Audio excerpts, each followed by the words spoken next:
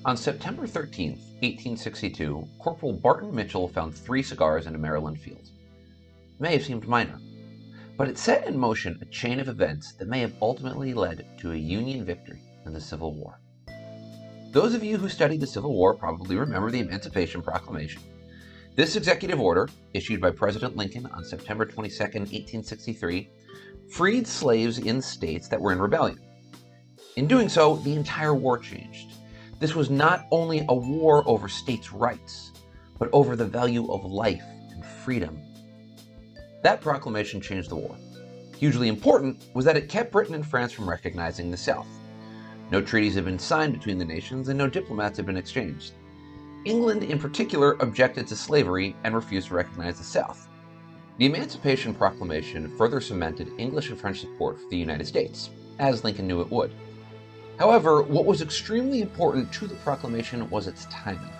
Lincoln and his top advisors felt that they couldn't release the proclamation without a military victory. As such, it required that the president, and thus the country, act from a position of strength.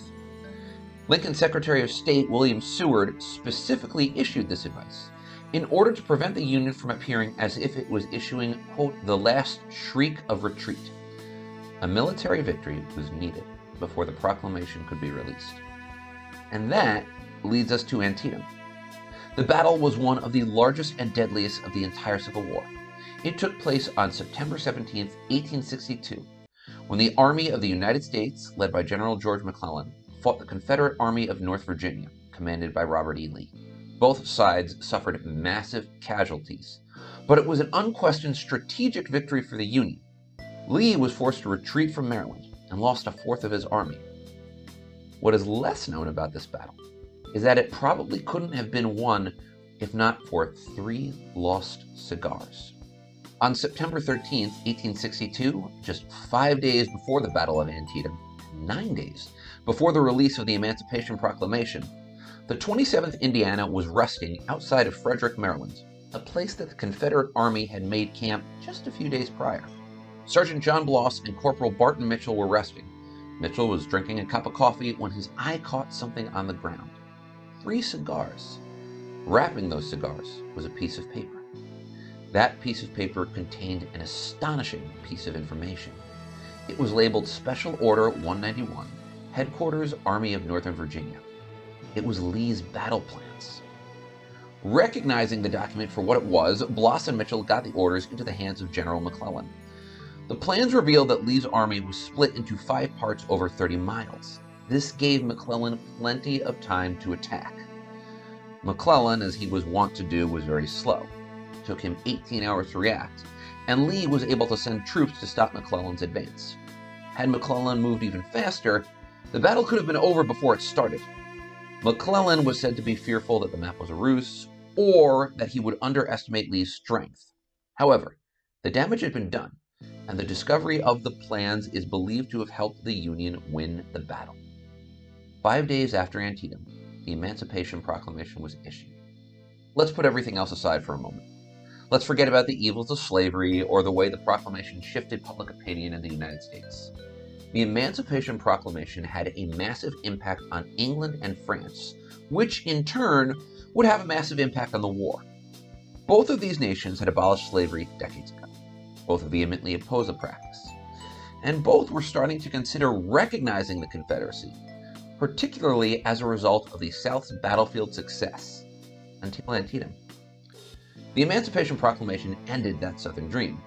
Until that point, the Confederacy had held out hopes of foreign recognition. They had sent delegations in search of that recognition and trade deals to both Britain and France, but to no success.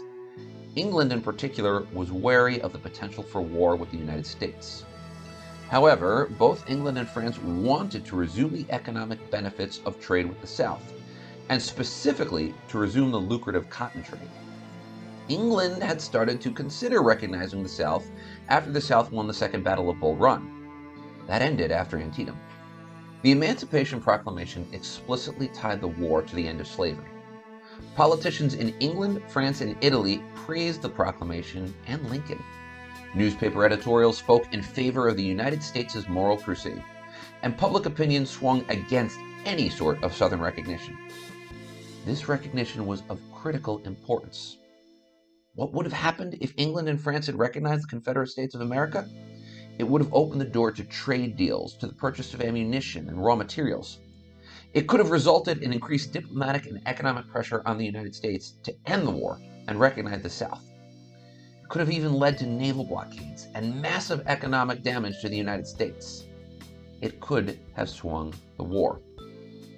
Now, just to be clear, this isn't my idea. Many historians and alternative historians have opined on this premise in the past, the most prominent of which is Harry Turtledove and his series Timeline 191, which begins with the cigars in question being delivered safely to their Confederate destination.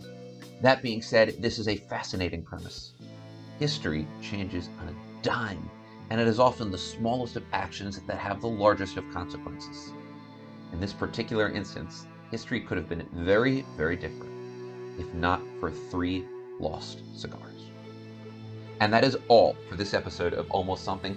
As always, I hope you enjoyed. Please click on the cards that are about to pop up to check out some of my other videos. Hit that like button, hit that subscribe button, hit the notification button, watch this video again, do whatever you want. But honestly, I really do hope you enjoyed these videos. I look forward to producing more. Have a great day out there. And as always, don't let there be any almost.